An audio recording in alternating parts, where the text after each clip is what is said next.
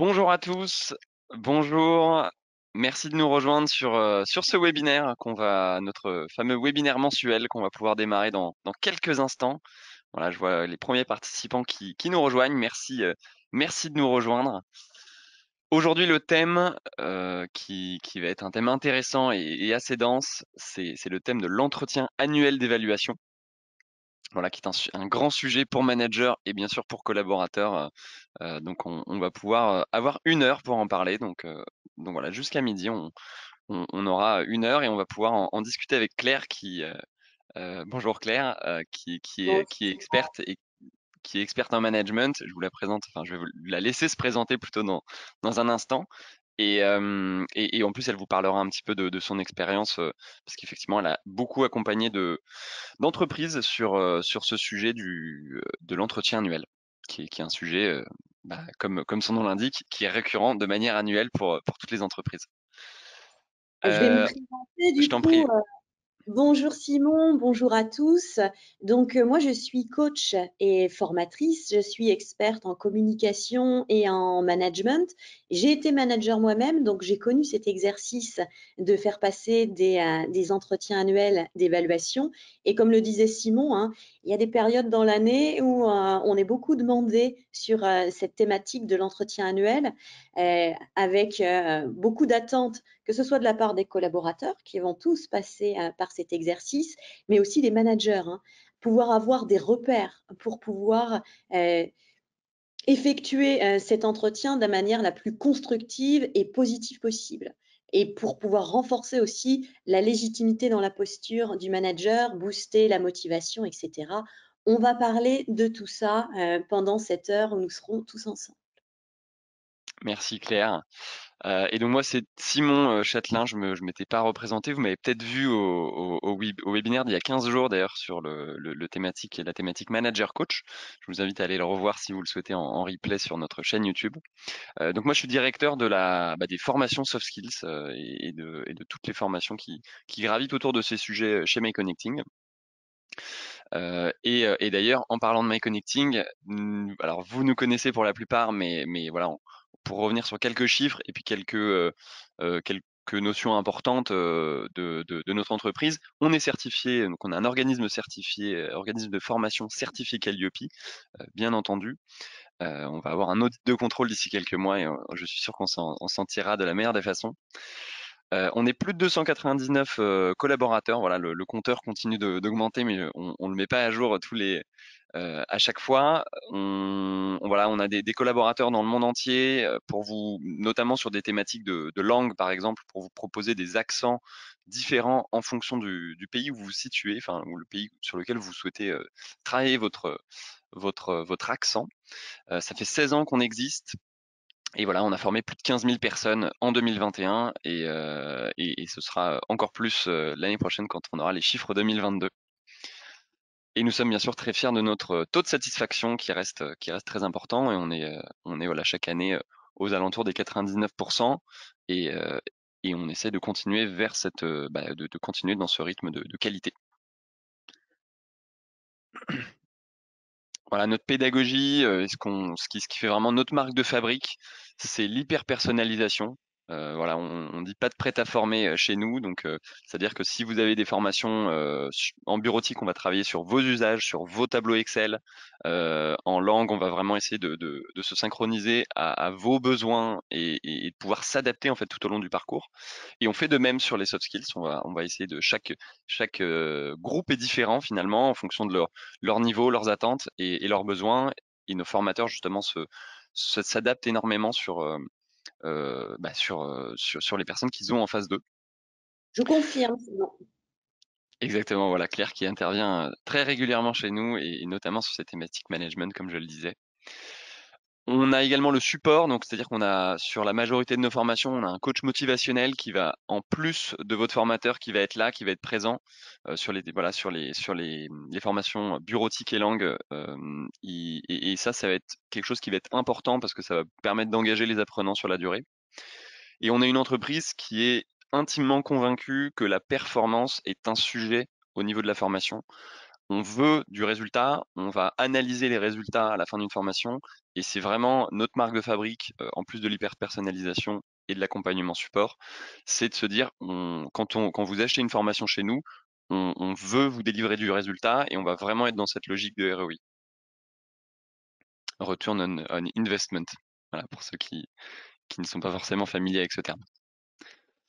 Je vous l'ai un peu dit, hein, mais voilà, ce qu'on propose, c'est des formations en langue, en différentes, voilà, on a à peu près toutes les langues. On a bien entendu des certifications qui sont possibles de passer, comme le TOEIC et autres. Heu, on a des formations en bureautique, en digital. Donc le digital, pour différencier de la bureautique, ça va plutôt être tout ce qui est autour justement de l'e-commerce, des réseaux sociaux et tout ce qui va avec. Et des formations soft skills. Voilà, donc bien entendu, avec Claire, on va être très biaisé et on va vous pousser énormément sur cette gamme parce que c'est les thèmes qu'on va aborder aujourd'hui et puis les thèmes que nous on traite au quotidien.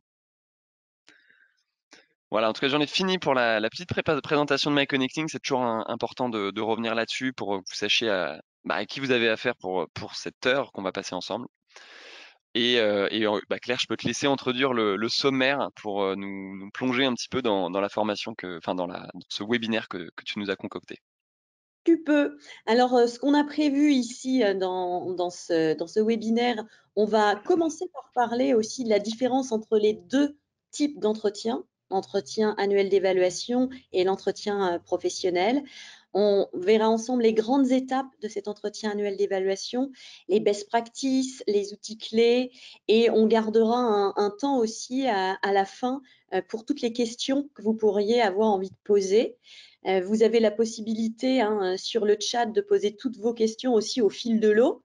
Simon, il veille au grain et il regardera en fonction voilà, d'y répondre au fil de l'eau. Et si on n'a pas le temps, de revenir à la fin de ce webinaire pour répondre aux questions qui resteraient. Exactement. Merci de l'avoir précisé, Claire. En effet, on va essayer de rendre ce webinaire le plus participatif possible. Donc, en vous engageant sur des sondages, vous allez pouvoir y répondre à l'écran de manière régulière. Quand on vous indiquera, bien entendu, à ce moment-là. Et puis, vous pouvez poser vos questions qu'on va soit prendre le temps de répondre au fil de l'eau si c'est pertinent à ce moment-là, soit en tout cas les garder pour ce fameux temps de questions-réponses en fin de webinaire. Et avant de commencer, enfin pour démarrer plutôt, justement Claire, tu nous disais que tu voulais absolument passer par cette distinction entretien annuel et entretien professionnel pour qu'on puisse être au clair sur ce dont on va traiter aujourd'hui. Tout à fait, parce que je me rends compte en allant animer ces formations dans les entreprises qu'il y a beaucoup de flou, beaucoup de confusion entre les différents types d'entretien. On parle souvent de l'entretien annuel, mais c'est quoi l'entretien annuel? C'est l'entretien d'évaluation, c'est l'entretien professionnel, c'est pas la même chose et ça s'attache pas aux mêmes choses. L'entretien annuel d'évaluation, celui qu'on va développer dans cette thématique, il n'a pas d'obligation légale. Alors ça, c'est souvent une découverte pour certaines personnes. Dans la majorité des cas, dans les entreprises, ça se fait néanmoins tous les ans. Le but, c'est d'évaluer la performance, de pouvoir revenir sur les résultats de l'année passée, de fixer les nouveaux objectifs pour atteindre les résultats de l'année qui va venir. Ça s'attache au combien. L'entretien professionnel, lui, il est obligatoire. Il est obligatoire tous les 2 ans avec un bilan à faire tous les 6 ans. Le but, c'est de pouvoir parler des perspectives d'évolution des collaborateurs. Ça s'attache aux compétences, l'évolution, l'employabilité, etc.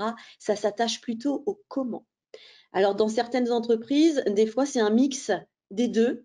On le fait tous les ans et on mixe l'entretien d'évaluation, l'entretien professionnel. Il n'y a pas de règle, hein. Ça va dépendre des entreprises, de leurs choix, etc. Mais de bien garder ça en tête. Ça ne s'attache pas aux mêmes choses. Et il y en a un qui est obligatoire et un qui ne l'est pas. Je reviendrai dessus à certains moments dans ce webinaire.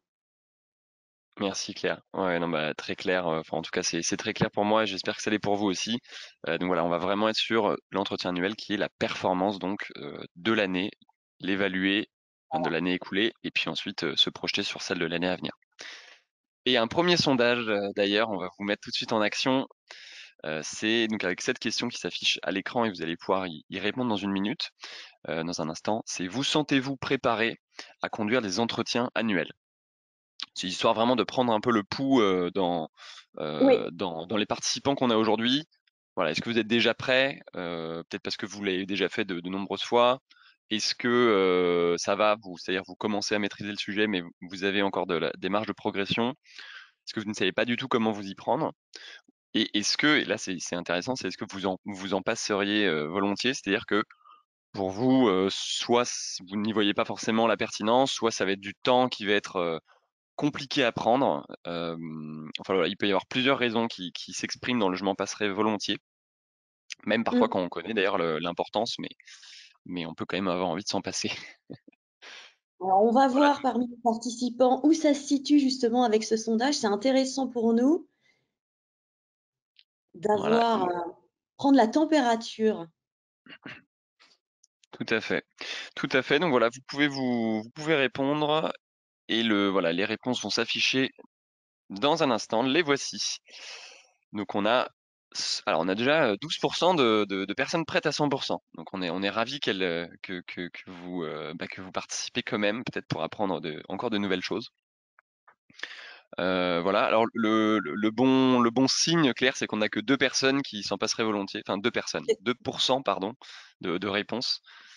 Voilà, mais a priori on est plutôt sur des personnes qui ont envie, hein, on le voit dans le reste des pourcentages, qui ont envie d'apprendre davantage et pouvoir se préparer encore mieux finalement.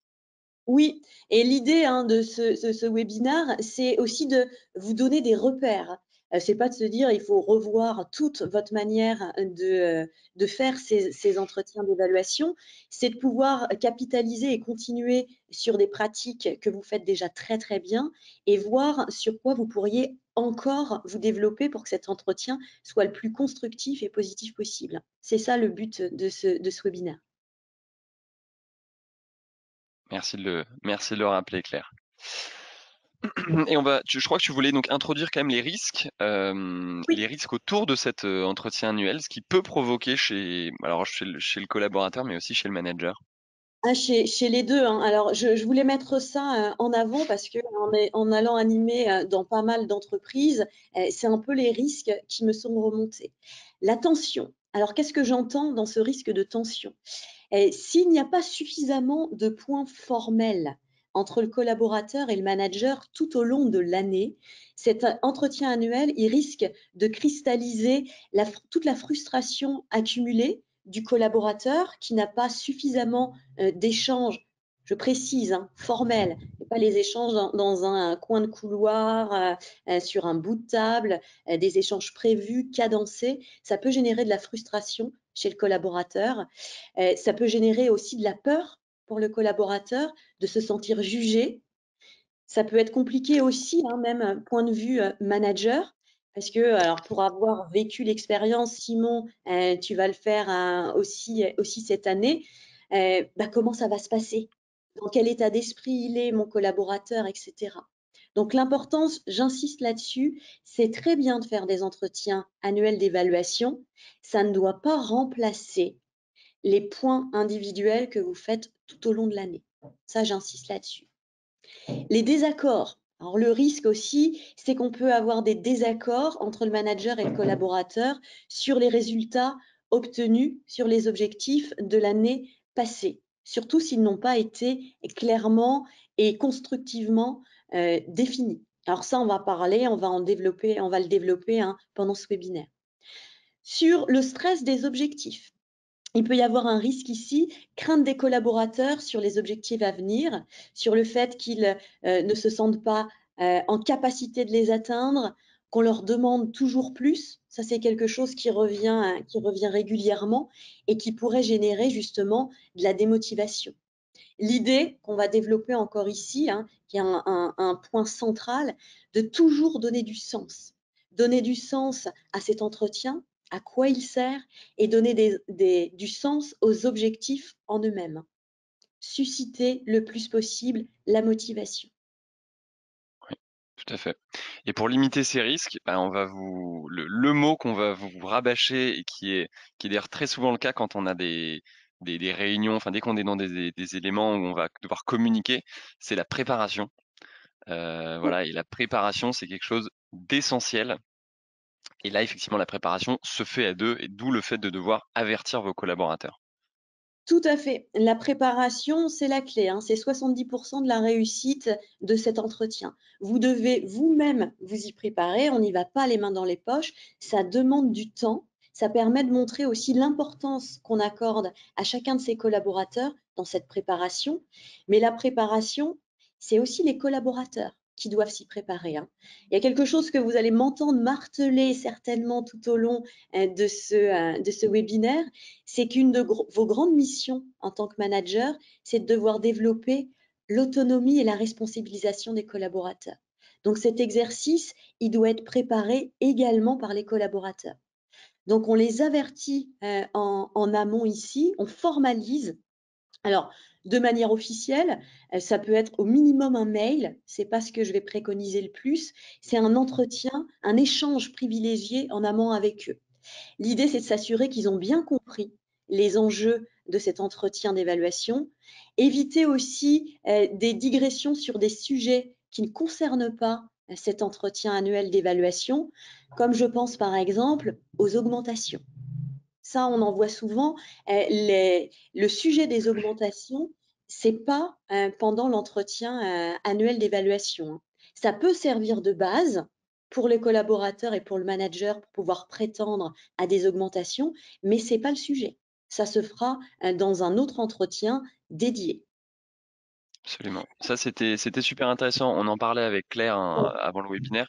Effectivement, nous, enfin, on sait, hein, qu'on peut mixer certaines choses, comme on le disait, l'entretien pro, l'entretien annuel, mais nous, on va vraiment vous recommander de séparer ces temps, parce qu'en fait, l'entretien annuel, bah, vous le savez, c'est aussi pour ceux qui sont impactés sur du variable, par exemple, c'est le moment bah, de voir où on en est sur ces choses-là, peut-être des primes sur objectif, de fin d'année, donc c'est un peu la récompense du travail écoulé et qui finalement est très différent de est-ce que, il y a une augmentation ou pas sur l'année à venir? C'est vraiment 2 sujets différents et nous on vous conseille de le traiter de manière, indépendante. Oui, alors je reviens sur ce que tu disais, Simon. Dans certaines entreprises ou pour certains collaborateurs, certains objectifs permettent de déclencher une prime. Dans ces cas-là, bien évidemment, on en parle et c'est dans le sujet de l'entretien annuel, mais c'est différent, comme le disait Simon, des augmentations qui seront traitées à part. Ou en tout cas, on vous encourage de le faire. L'idée, c'est de redonner du sens, hein, donc avant même de faire cet entretien, de bien réexpliquer qu'on va revenir sur les résultats, les performances obtenues, de pouvoir définir les objectifs de l'année à venir, pouvoir faire un bilan de l'année qui vient de se terminer, maintenir, développer, susciter la motivation et répondre à toutes les questions que les collaborateurs pourraient avoir envie de vous poser. Super. Donc ça concrètement, c'est 30 minutes peut-être ou moins si besoin, avant, donc 2 semaines, 3 semaines, un mois avant l'entretien, en tout cas en fonction de votre Oui, niveau de alors prévoyance. on laisse du temps, c'est-à-dire on va pas dire, envoyer un mail 2 jours avant en fixant l'entretien, la réunion pour l'entretien annuel. Il faut que les personnes aient le temps de s'y préparer. Il n'y a pas que vous qui le préparez. Eux, ils peuvent réfléchir aussi à des objectifs qu'ils aimeraient peut-être atteindre, réfléchir aussi à faire leur bilan de leur année écoulée. On a tous la tête dans le guidon. Il faut prendre du temps aussi pour se reposer sur tout ce qui s'est passé dans l'année, pour que le collaborateur puisse revenir sur des périodes, sur des étapes, soit sur des succès qu'ils ont envie de mettre en avant, soit sur des difficultés qu'ils ont vécues, mais qu'ils puissent avoir le temps de s'y replonger et de le construire. L'idée, c'est que cet entretien, il puisse être constructif. C'est ça le but. Absolument. Voilà, donc je pense qu'on a bien posé le cadre là-dessus sur le fait de co-construire en fait cet entretien et de vraiment insister sur la préparation. Très rapidement, Claire, justement les différentes clés de succès au-delà de la préparation. avant de rentrer dans le détail justement et je sais que c'est ce qui va vous intéresser, c'est les étapes de cet entretien, mais voilà, c'est important de revenir sur les clés de succès en effet. Voilà, là, c'est un peu un menu, la préparation, on vient d'en parler. Pouvoir susciter la motivation. On doit garder ça en ligne de mire. L'entretien annuel, il permet de remettre du carburant.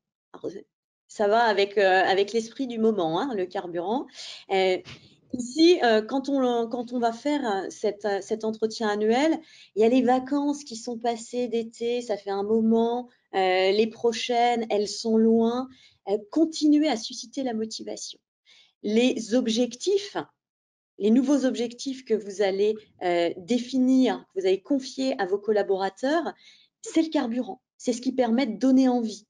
Ça va être quoi ce nouveau souffle pour cette année? Quels vont être mes challenges, ma boussole? Qu'est-ce que je vais atteindre? De continuer à avoir des projets. Les objectifs que vous allez fixer, c'est des projets, c'est le cap, c'est l'île qu'on doit atteindre. Dans notre vie perso, c'est pareil, hein, c'est fait de projets qui nous boostent, qui nous donnent envie. Ben, c'est la même chose avec les objectifs pour les collaborateurs. C'est ce qui va permettre de susciter cette motivation. La communication, savoir communiquer, alors on en parlera aussi pendant ce webinaire, de bien communiquer pour faire passer au mieux les messages, pour entendre au mieux ce que vos collaborateurs ont besoin de vous dire et de susciter l'autonomie. Alors, je l'ai rappelé, je le remartèle encore. Votre objectif, c'est de développer autonomie, responsabilisation. Les objectifs doivent aller dans ce sens-là. Développer les compétences, développer l'autonomie. Voilà pourquoi on voulait remettre ça dans les grandes clés du succès avant de pouvoir aller justement sur les différentes étapes que vous allez voir dans quelques instants. Voilà. Merci. On Super. a Laurine qui est aux manettes derrière nous et qui nous fait défiler tout ça. Merci Laurine.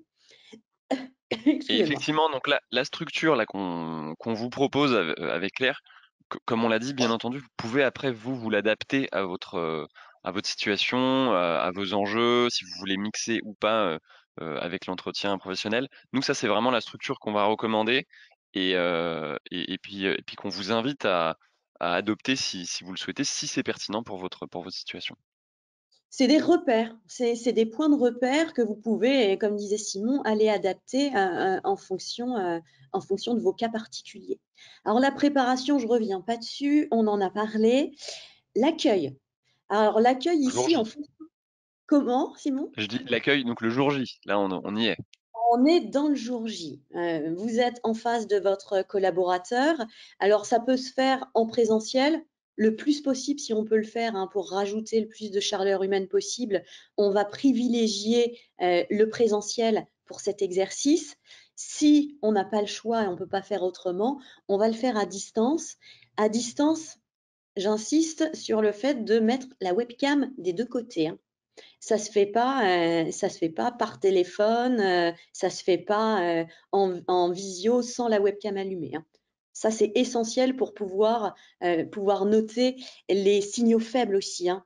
Des collaborateurs qui froncent les sourcils, qui s'enfoncent dans leur chaise. Là, c'est des signaux faibles que vous n'aurez pas, que vous ne pourrez pas voir si vous n'avez pas les webcams allumées. Donc cet accueil, en fonction si vous avez plusieurs collaborateurs pour lesquels vous allez faire cet exercice-là, l'accueil ne se passera pas et durera pas le même temps. Vous avez certains collaborateurs, en fonction de leur personnalité, qui vont aimer qu'on aille un peu sur de l'informel. Comment ça va? Tu as passé une bonne soirée? La semaine s'est bien passée, etc. Et il y en a certains qui vous pouvez aller d'entrée de jeu, commencer tout de suite sur le côté formel. Ça dépendra. Par contre, ici, c'est les meilleures conditions d'efficacité pour créer l'ambiance, pour susciter l'envie. On prend du temps, on soigne cet accueil. Description du poste et des objectifs. Alors parfois, j'ai des participants qui me disent, mais pourquoi on remet ça?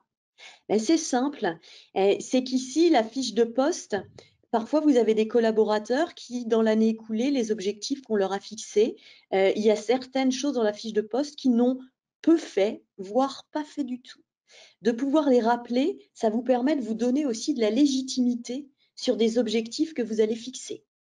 Si je les ai rappelés ici, j'éviterai d'avoir des collaborateurs qui me disent: «Bah, pourquoi on me donne cet objectif? J'ai jamais fait ça jusque-là».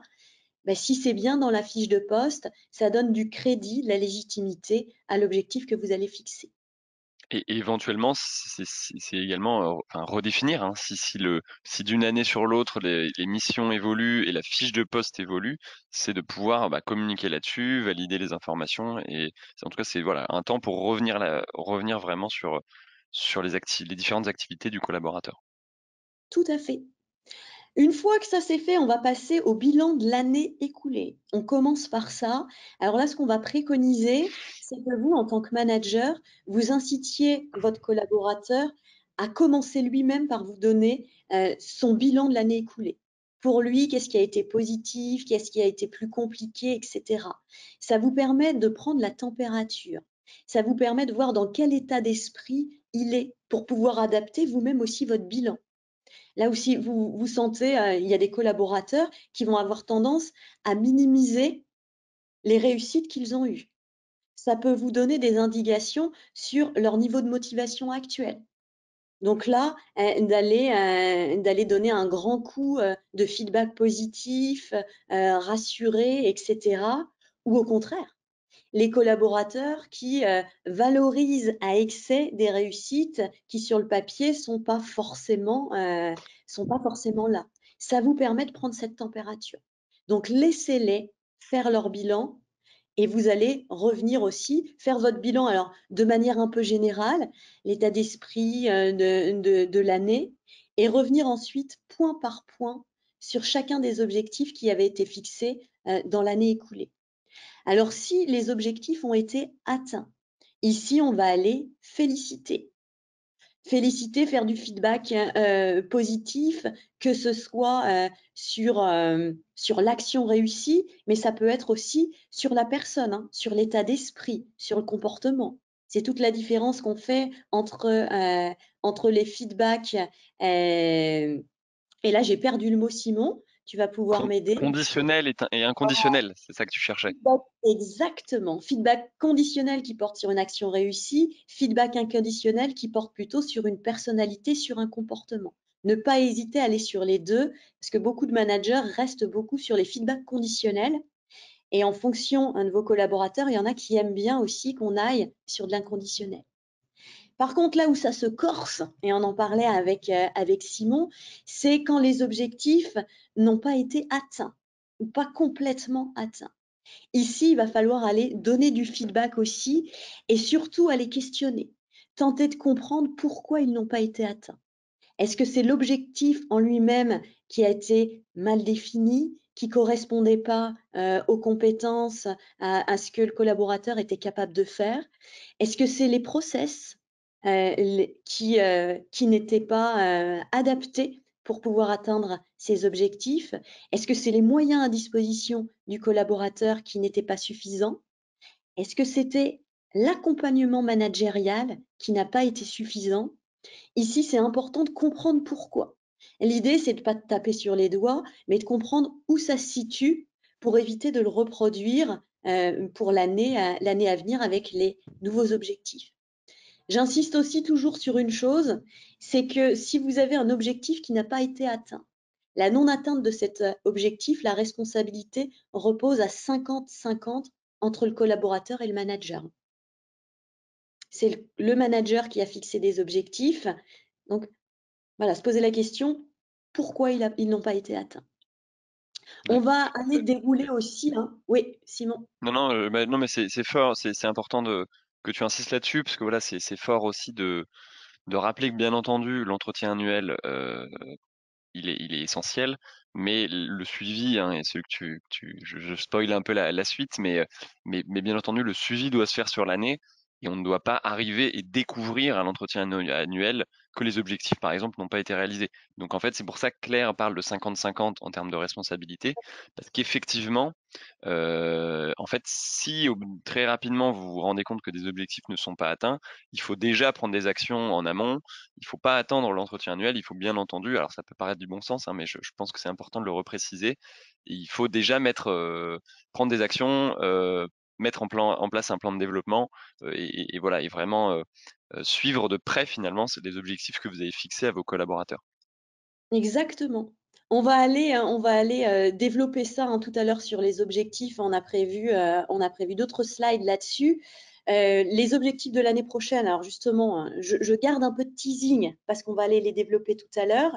Une fois qu'on aura défini les objectifs, donné les objectifs aux collaborateurs de l'année prochaine, on conclut le plus positivement possible et on va aller faire le suivi. C'est-à-dire, on commence à prévoir une fréquence à laquelle on va faire des points de suivi, comme le disait Simon. Et là, il y a quelque chose que je préconise à tous les managers que j'ai dans mes formations, c'est que cette fréquence à laquelle on va se voir, ce serait plutôt aux collaborateurs de le proposer, de le suggérer. Je dis bien proposer, suggérer, hein, pas imposer. Laissez-les vous les proposer en amont. Parce que si moi j'ai Simon avec moi en entretien et que je lui dis bah, Simon, est-ce que si on se voit tous les mois, est-ce que ça te va? En fonction de la personnalité de Simon, il pourra peut-être me dire lui, oh ben non, tous les mois c'est trop souvent ou pas assez souvent. Mais vous avez des collaborateurs en fonction de leur personnalité. Si vous avez proposé une fréquence, ils n'oseront pas vous dire si ça ne leur convient pas. Laissez-les y répondre. Ça vous donne des informations très utiles sur leur perception de leur niveau d'autonomie, sur leurs préférences aussi managériales. Vous allez entendre ceux qui vont vous dire, qui sont plutôt dans le laisser-faire, ils ont envie d'être tranquilles. Oh là là, on peut se voir 2 fois dans l'année, ça me suffit. Celui qui va vous dire, bah, moi j'aimerais bien qu'on fasse des points tous les 15 jours. Il suggère et ensuite, vous allez faire aussi en fonction de votre mode de fonctionnement, de votre charge de travail, pouvoir dire, voilà, Simon qui m'a dit on va se voir que 2 fois par an, je vais pouvoir lui dire, bah voilà, j'entends que tu as envie d'être autonome, d'être libre là-dessus. Par contre, moi, j'ai aussi des contrats à rendre, je dois valider, contrôler certaines étapes. Donc, voilà ce que je te propose. Pour celui qui veut tous les 15 jours, j'entends que tu as besoin d'être rassuré, que tu aimerais qu'on fasse des points très réguliers tous les 15 jours, ça va être un peu, par rapport au nombre de collaborateurs que j'ai, un peu trop dense, mais voilà ce que je te propose. C'est une négociation, ce suivi, hein. Ouais. Ça doit être gagnant-gagnant pour le manager et pour le collaborateur. Voilà, et vraiment donner du sens, hein, c'est ce que tu dis et que tu le dis de la bonne des manières, hein, c'est vraiment donner du sens. Une fois que vous avez fait votre analyse de OK, même en fonction du développement que vous souhaitez faire, hein, si vous souhaitez développer l'autonomie, peut-être qu'il faudra avoir des points plus réguliers. Donc ça dépend. Il faut vraiment s'adapter, comme tu l'as dit, aux collaborateurs en face de soi, et effectivement donner du sens sur la décision finale, Ouais. si elle est différente de celle qui a été demandée. Et la cadence, alors tu parles d'adaptation, c'est pas parce qu'on a mis une cadence que ça va être la même toute l'année. Si on voit qu'il y a des difficultés sur un ou plusieurs objectifs, là, il faudra peut-être avoir une cadence beaucoup plus rapprochée, le temps que ça reparte sur les rails. Quand vous sentez qu'il y a de la démotivation aussi en cours d'année, il faudra faire des points aussi plus rapprochés jusqu'à ce que la motivation reparte. Voilà, ça peut bouger, hein. C'est pas fixé dans le marbre. Absolument. Et maintenant, on va aller développer justement les objectifs de l'année à venir que vous allez fixer. Alors, donner du feedback, ça, on en a parlé. Donner du feedback constructif sur les objectifs de l'année écoulée. Donner du feedback aussi sur votre perception de l'atteinte des nouveaux objectifs qu'on va fixer. Et on va aller maintenant sur la slide suivante, on va aller voir justement les objectifs. Le but des objectifs, hein, c'est de pouvoir cadrer, orienter l'action. Quand on fixe un objectif, il y a un point de mire à viser, c'est que l'objectif, il va permettre de développer les compétences, c'est-à-dire la maîtrise, et développer aussi l'autonomie. J'insiste là-dessus parce qu'il y a certains managers très bienveillants qui veulent absolument que leurs collaborateurs atteignent les objectifs. Donc, ils vont donner des objectifs que les collaborateurs maîtrisent quasiment déjà. Attention, là, c'est un problème. Parce que l'objectif, il doit susciter aussi la motivation. Si vous donnez un objectif qui est réalisable les mains dans les poches, il y a très peu de chances que ça suscite de la motivation. N'oubliez pas ce qu'on a dit au début du webinaire, hein, c'est le carburant, ces objectifs. C'est ce qui permet de donner l'envie de nouveaux projets. Ça doit être quelque chose de stimulant. C'est OK Très pour clair penser. sur les objectifs. Très bien. Alors, on va passer à la suite. Dans Et les objectifs, voilà, il y a des c'est ça, questions. cette distinction dont on parlait, on a parlé tout Ouais, à l'heure ensemble, qui est importante effectivement. tout à fait. On peut avoir des objectifs qui sont quantitatifs ou qualitatifs. Alors, quand on a des objectifs à fixer quantitatifs, c'est assez facile, assez simple, parce qu'on a bien ici des critères de mesurabilité. C'est toute la différence, hein, entre un objectif et un axe d'amélioration. Un objectif, on doit partir d'un point A pour aller vers un point B. Un axe d'amélioration, il n'y a pas ici de critères de mesurabilité et ça ne peut pas être un objectif. Si par exemple, Simon, tu devais fixer un objectif à un de tes collaborateurs en lui disant, bah, ton objectif, c'est de développer d'ici la fin de l'année prochaine, développer ton niveau en anglais. Ici, on n'est pas dans un objectif, on est dans un axe d'amélioration. Et là, vous prenez un risque pour votre légitimité, pour la confiance que le collaborateur vous accorde. Parce que à la fin de l'année prochaine, Simon, tu dis à ton collaborateur, bah, pour moi, cet objectif de développer ton niveau en anglais, il n'a pas été atteint. Là, ton collaborateur pourrait te dire, ah mais Simon, moi je suis pas d'accord, hein. Pour moi, j'ai amélioré mon niveau en anglais. Vous n'avez rien de factuel pour vous mettre d'accord. Les critères de mesurabilité, ils sont là pour que l'atteinte ou la non-atteinte de l'objectif soit incontestable. Donc là, tu parlais de TOEIC tout à l'heure dans la présentation, Simon. Pour que ce soit un objectif, je vais dire à mon collaborateur, voilà, actuellement, tu as un niveau 50 au TOEIC. Ton objectif d'ici la fin de l'année, c'est d'atteindre 80 au TOEIC. Si à la fin de l'année, il est à 80, bah, il a atteint l'objectif. S'il est en dessous, il n'a pas atteint l'objectif et c'est quelque chose d'incontestable. Donc ça, quand on a des objectifs quantitatifs, c'est facile à faire. Passer d'un chiffre d'affaires de 30% à 35%, bah, si on est à 35, on est dedans. Si on est en dessous de 35, on n'est pas dedans. Les objectifs Ouais. qualitatifs, c'est plus compliqué. Ici, quand vous avez des objectifs qualitatifs à définir avec vos collaborateurs, il va falloir les rendre le plus concret possible. C'est-à-dire, je vais dire des situations concrètes qui font que je saurai que cet objectif a été atteint.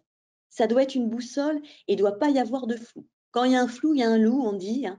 Il ne faut pas de flou sur les objectifs. Absolument. Et donc rendre ça de manière concrète, effectivement, avec des actions ou des comportements observables, souhaités, comme tu le disais. Et puis éventuellement, après, sinon, ça peut être un objectif qualitatif. Tu parlais du niveau d'anglais qui se traduit Oui, par par des objectifs d'effort qui sont quantitatifs, hein, qui sont par exemple les actions qui vont être mises en place, c'est une fois par semaine, un cours d'anglais une fois par semaine, ou ça peut être et d'essayer de timer ça. Et ça, comme tu l'as dit, c'est factuel, hein, c'est à la fin de l'année, on sait si ce cours d'anglais a été pris une fois par semaine, et donc on a une explication en fait quelque part de pourquoi l'objectif a été ou n'a pas été atteint. C'est qu'on a quand même réussi à le rendre quantitatif quelque part. exactement. Il faut qu'il y ait un critère de mesurabilité quelque part, hein, pour que ce soit un objectif et pour que ce soit clair des deux côtés. Au moment où vous allez fixer l'objectif, on doit entendre dans la manière de définir cet objectif comment vous, en tant que manager, vous saurez qu'il a été atteint. Et ça doit être clair aussi pour le collaborateur en l'entendant, comment je saurais que j'ai atteint ou non cet objectif. Moi, par exemple, sur nos formations My Connecting, on prenait le chiffre de satisfaction, qui est 99,1% actuellement. Par exemple, si je dois mettre en place si c'est un critère aujourd'hui sur lequel je veux mettre des objectifs par rapport à ça, c'est mon objectif, ce serait quelque part améliorer la qualité de mes formations, continuer à faire encore mieux. Mais au final, ça c'est très vague. Et effectivement, ça pourrait être par exemple un repère, le taux de satisfaction pourrait être un repère quantitatif enfin, en tout cas un repère de me dire, ah ok, bon bah à la fin de l'année, est-ce que je suis passé à 92, 99,2 ou à 99% et que j'ai régressé de 0,1 point. Et là-dessus, je pourrais aussi facilement le savoir. Oui, et d'adapter aussi, hein, les objectifs en fonction de chacun de vos collaborateurs, en fonction de, leurs compétences, de leur expérience et cetera. Il faut que ça développe des compétences, que ça développe de l'autonomie, mais vous allez pas mettre le même degré en fonction de vos collaborateurs, hein. Attention, si c'est des objectifs, très, très challengeants, on va mettre en place des sécurités, hein, des paliers pour maintenir la motivation. Sinon, vous allez avoir le collaborateur, ça va avoir l'effet masse, hein, qui lui arrive, comme s'il avait une énorme montagne à gravir. Il lève la tête, il voit pas le sommet. Donc là, on va mettre différentes étapes pour continuer à stimuler la motivation tout au long, tout au long de l'année pour atteindre cet objectif. Ça, c'est essentiel aussi parce qu'en tant que manager, des fois, vous n'avez pas le choix. C'est-à-dire que vous avez des objectifs qui vous sont donnés par votre direction et que vous allez devoir redescendre aux collaborateurs. Dans ces cas-là, si c'est très challengeant, prenez des dispositions, hein, pour maintenir le plus possible la motivation. Ouais, ouais, bah effectivement, c'est bien que tu le rappelles, ce côté objectif qui viennent d'en haut, parce qu'effectivement, on parlait de tout cet aspect de négociation, et effectivement, certains objectifs ne sont pas négociables parce que ne dépendent pas de nous, ou alors d'ailleurs sans qu'ils viennent du haut, hein, mais que ça soit des objectifs tellement importants que vous pouvez pas avoir de marge de négociation avec le collaborateur là-dessus. Donc bien Oui, entendu, encore une fois, c'est vous adapter tout ça à votre réalité également. exactement. On va continuer à développer alors, identifier des objectifs motivants, négocier avec le collaborateur. Simon, tu en as un peu parlé. On en a J'insiste, parlé. Ouais. voilà, il doit avoir une phase de négociation avec le collaborateur. Ça n'est pas, si ça ne fait pas sur l'objectif à proprement parler, il y a des objectifs qu'on peut négocier avec le collaborateur. Si les objectifs vous sont donnés par votre direction et que vous les imposez au collaborateur, il doit y avoir une phase de négociation quelque part. La phase de négociation, dans ces cas-là, elle se portera généralement sur les process, la méthodologie à mettre en place pour atteindre cet objectif. Parce que sinon, si vous fixez l'objectif, si vous fixez la manière aussi d'atteindre cet objectif, vous étouffez autonomie, responsabilisation. Il doit y avoir une marge de négociation pour le collaborateur et elle sera ici. Ça leur permet, hein, de s'impliquer. S'ils réfléchissent à la manière dont ils vont procéder pour atteindre cet objectif, ça veut dire qu'ils l'ont déjà accepté. Donc, c'est gagnant-gagnant pour le collaborateur et pour le manager. On va continuer également avec la slide suivante. Quand on fixe un objectif, alors on donne directement, hein, quel est l'objectif, qu'est-ce qu'il doit atteindre, que ce soit très clair sur vos attentes, sur quoi votre collaborateur sera évalué, de savoir de quoi il a besoin pour atteindre cet objectif, que ce soit en termes d'accompagnement, que ce soit en termes de moyens, et de revenir aussi sur toutes les préférences de communication autour de cet objectif. Le suivi, la cadence, le reporting, comment ça se passe. Tout ça doit être très très clair à l'issue de cet entretien annuel d'évaluation pour le collaborateur et pour le manager. Super. Bah écoute, merci Claire, hein. C'était important, je pense, de passer autant de temps sur les objectifs, parce que forcément, c'est le cœur de cet entretien d'évaluation qui, comme on l'a rappelé au début, est axé sur la performance. Donc c'est normal, hein, qu'on prenne tout ce temps sur les objectifs. On va bientôt arriver donc dans la partie où on va vous donner des conseils sur la communication pendant l'entretien et donc les différentes méthodes d'entretien à alterner. Je vais faire juste un petit aparté. N'hésitez pas à nous poser des questions parce après ça, on va rapidement arriver dans notre période de questions-réponses, notre dernière partie. Et donc, si vous souhaitez déjà, si vous avez déjà des questions que vous avez en tête, commencez à les poser. Comme ça, nous, on va pouvoir aussi les prioriser et passer du temps pour y répondre. Ok. Alors justement, communication, hein, on l'avait vu hein, dans les grandes clés. Alors, savoir communiquer, maîtriser la communication, c'est aussi une réussite de cet entretien. Et ça peut passer ici par trois méthodes qu'on va vous donner. Des méthodes à alterner, bien évidemment, hein, pas rester bloqué sur une seule et qui ont des buts différents. On a une méthode qu'on appelle la conduite dirigée. Le but de cette méthode, c'est de garder la maîtrise de la conduite de l'entretien. C'est de pouvoir structurer cet entretien, de donner de l'information. Alors, en termes de méthodologie, comment ça se passe, cette méthode de conduite dirigée? C'est l'utilisation de questions cadrées ou de questions fermées pour pouvoir structurer. Par exemple, à un moment de l'entretien, je pourrais demander, Simon, est-ce que ce point, il est clair pour toi? Question fermée, hein, réponse, c'est oui ou non. On cadre pour pas perdre trop de temps, pour valider certains points. Recentrer les échanges aussi si nécessaire, parce qu'il peut y avoir des digressions, etc. L'idée, c'est de pouvoir dire, bah, Simon, là, je note ce que tu viens de dire. On en parlera lors d'un point ultérieur et on va revenir sur l'objet de cet entretien. Ouais. D'effectuer des validations aussi intermédiaires. Ça vous permet voilà, de recadrer pour éviter justement si ça parle augmentation, sujets qui n'ont pas lieu d'être ici, on recadre. Vous devez être le garant du fil rouge de cet entretien annuel. Ça vous permet d'avoir des repères.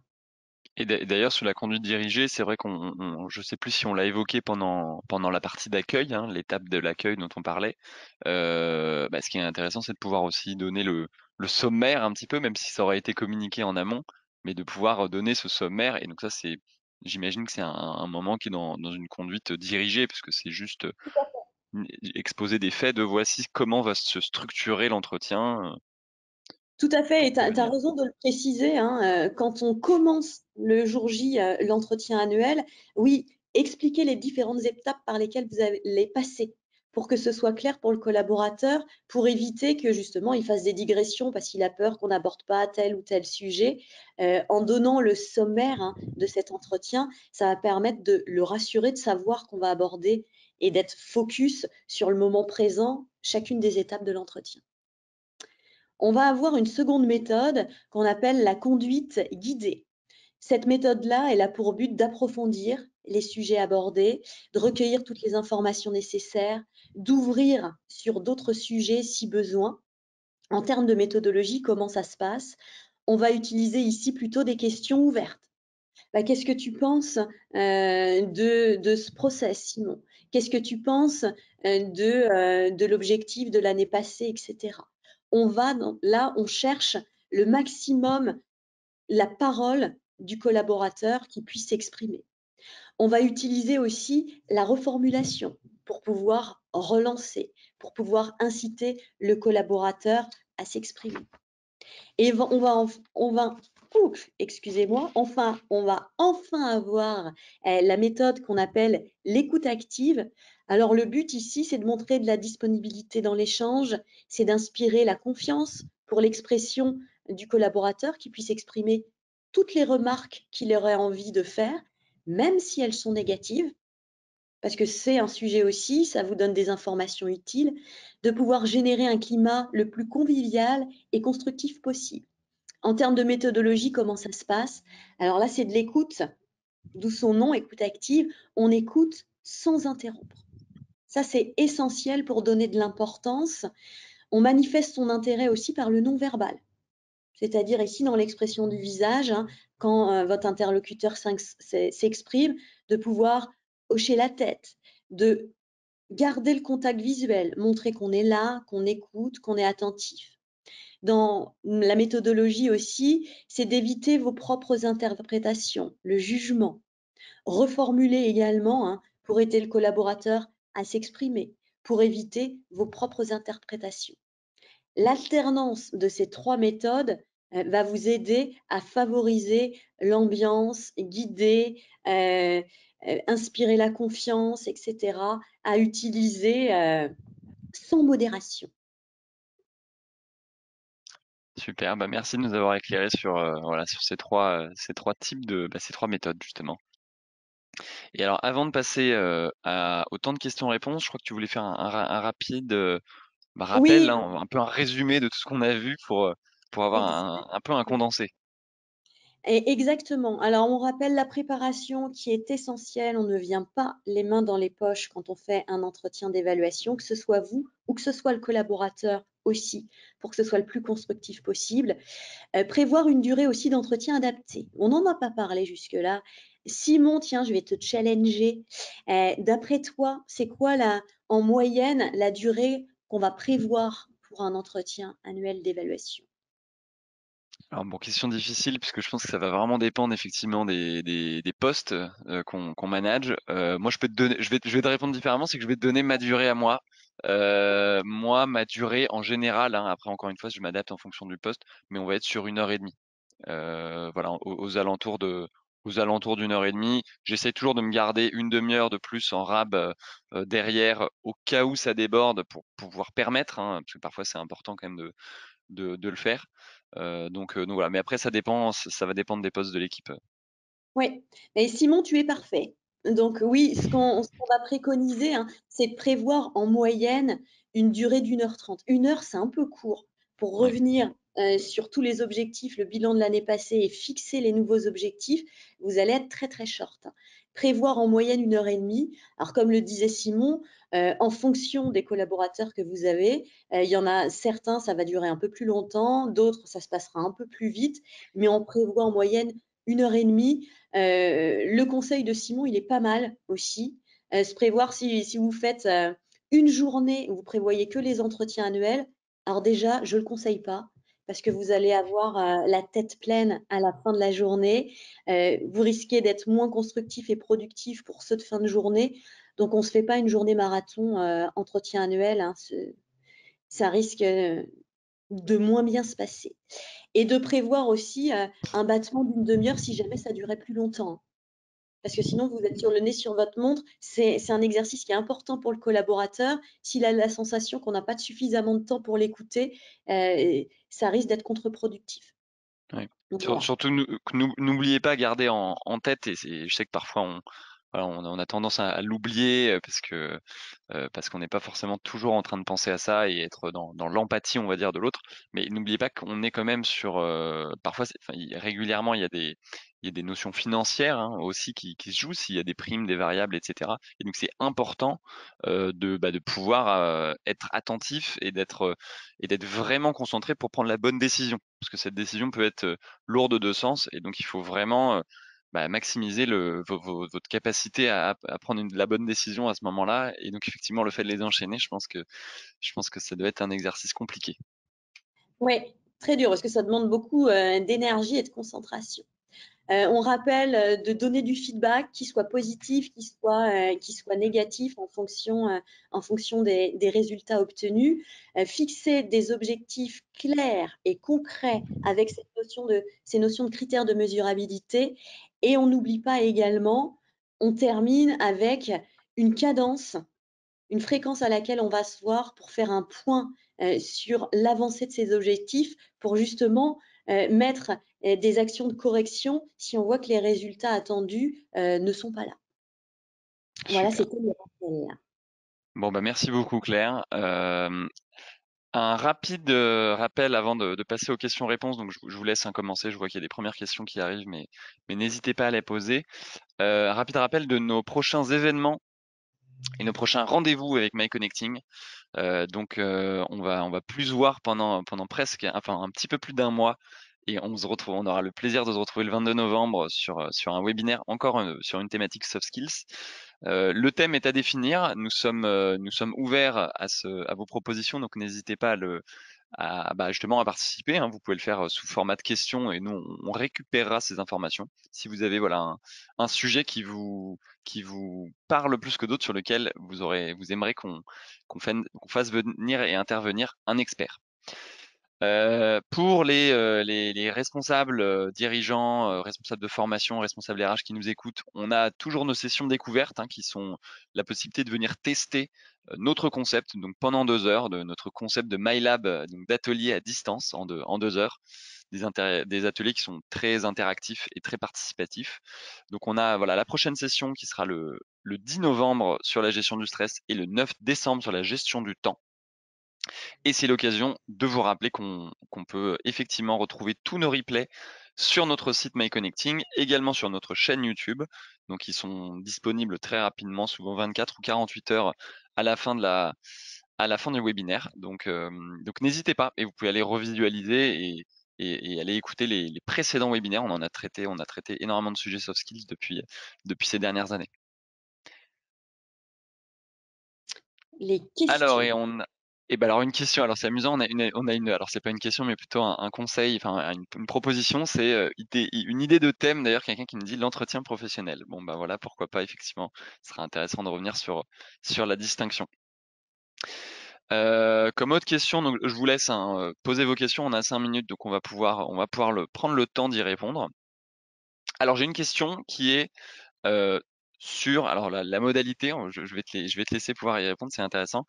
C'est est-ce que cet entretien annuel donc peut se faire en 2 temps? Est-ce que c'est, enfin, est-ce que c'est, enfin je te laisse réagir, hein, bien sûr sur Alors cette question. oui, ça peut se faire en 2 temps parce qu'il ne faut pas oublier que quand vous allez fixer, les objectifs de l'année à venir, heu, je disais, hein, susciter le plus possible l'implication du collaborateur, notamment sur, les process, les méthodologies qu'ils vont mettre en place pour atteindre ces objectifs. Vous avez certains collaborateurs qui vont avoir besoin de se poser et d'y réfléchir pour pouvoir trouver, la méthodologie qui leur conviendra le mieux. Donc on n'essaye pas d'obtenir de tout finir en 1 heure et demie, c'est bouclé, c'est fini, on n'en parle plus jusqu'à l'année prochaine. Voilà, s'ils ont besoin d'y réfléchir, ou s'ils ont des questions auxquelles vous n'avez pas les réponses. Ça, ça arrive, c'est normal, vous ne savez pas tout. Dans ces cas-là, on peut proposer un autre échange ultérieur où on va revenir avec les réponses aux questions que les collaborateurs nous ont posées, où on va le laisser, hein, réfléchir pendant quelques jours aux méthodologies qu'il voudrait utiliser, la fréquence à laquelle il voudrait faire un point de suivi, et on le fera dans un second temps. C'est tout à fait possible. Ça dépendra complètement des collaborateurs que vous avez en face de vous. Avec certains, tout se fera en 1 heure et demie, ce sera terminé, et avec d'autres, ça peut se faire en 2 temps. Super, merci pour ces réponses. J'ai 2 questions qui se ressemblent, donc je te les propose, en même temps. C'est comment faire si les objectifs ne sont pas atteints pour, gérer la frustration du collaborateur? Ça rejoint une autre question qui est quand il y a des conflits, comment faire? Est-ce qu'il faut appliquer la médiation? Donc voilà, en tout cas, il y a un sujet de si ça se passe mal, en quelque sorte. Non, mais voilà, mais notamment en termes, j'imagine, sur la partie objectif, comment gérer, voilà, comment gérer un éventuel conflit. Alors, c'est peut-être un gros mot, hein, mais comment gérer cette situation selon toi? Alors, ici déjà, on va tenter, hein, vous pouvez rien faire sur les objectifs, qui sont passés, s'ils ont été mal définis. Pour éviter justement des conflits, des désaccords, les grands risques, hein, qu'on avait abordés en début de webinaire, c'est de bien poser, de définir des objectifs clairs et avec des critères de mesurabilité, pour éviter les désaccords derrière. Parce qu'en général, c'est de là que se porte le conflit. «Ah mais je Être suis sur pas des faits, d'accord», ouais, des faits très voilà. précis, hein. Alors si néanmoins, parce que là, vous pouvez rien faire sur ces objectifs qui ont été définis, l'année d'avant, heu, c'est de trouver quand même du feedback aussi positif s'ils n'ont pas été atteints sur d'autres choses. Sur la volonté de s'investir, sur même si ça n'a pas été atteint, heu, l'engagement qui a été mis et cetera, pas minimiser le travail du collaborateur. C'est pas parce que l'objectif n'a pas été atteint que le collaborateur a forcément mal travaillé. De pouvoir aussi, ce qu'on disait tout à l'heure, hein, aller questionner, aller essayer de comprendre ce qui s'est passé. Valoriser aussi le collaborateur en disant: «Bah, voilà, ce qui est intéressant aussi, c'est qu'on a pu échanger là-dessus. On n'était pas d'accord, ça a peut-être pas été atteint, mais on arrive à échanger là-dessus et à comprendre pourquoi il n'a pas été atteint, et ensemble, on va faire en sorte, on va mettre des actions pour que ce soit des choses qui ne se reproduisent pas dans l'année en cours. C'est de Ouais. retrouver aussi un objectif commun, de se mettre d'accord sur autre chose. Il faut trouver un terrain d'entente, un terrain d'accord et aller donner du feedback positif aussi sur d'autres choses. Parce que là, le collaborateur, il pourrait se dire, en fait, on est en train de me dire que je suis pas un bon élément, que je travaille pas bien. Et ça peut générer de la démotivation. Donc pas Et faire, si voilà, besoin, pas faire. Désolé, j'essaie de résumer pour pouvoir bientôt clôturer.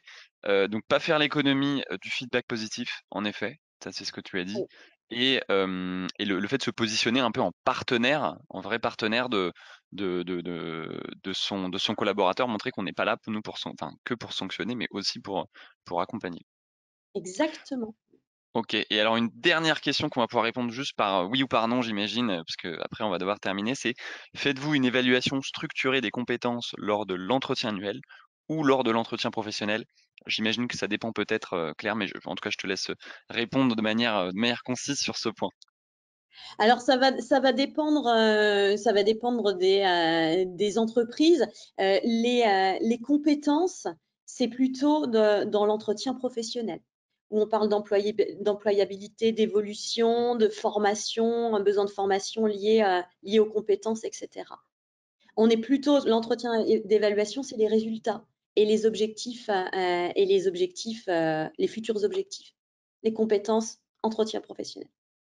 Super. Bah, écoute, merci beaucoup Claire, c'était très clair, sur les réponses que tu as pu nous donner et puis sur cette heure de webinaire. Donc je te remercie déjà grandement d'avoir participé en tant qu'experte en plus sur le sujet et de nous avoir Merci. donné toutes tes billes. On vous remercie également tous d'avoir participé, d'avoir, notamment posé plein de questions, hein. C'était enrichissant là sur les échanges finaux. On se retrouve donc le 22 novembre pour ceux qui le souhaitent sur la thématique que vous aurez. On va vous communiquer bien entendu des informations et vous aurez l'occasion de la découvrir en avant-première, et vous la découvrirez bien entendu pas le jour J. Un grand merci et on vous souhaite une bonne journée, une bonne fin de semaine, pardon. Merci à tous. Au revoir.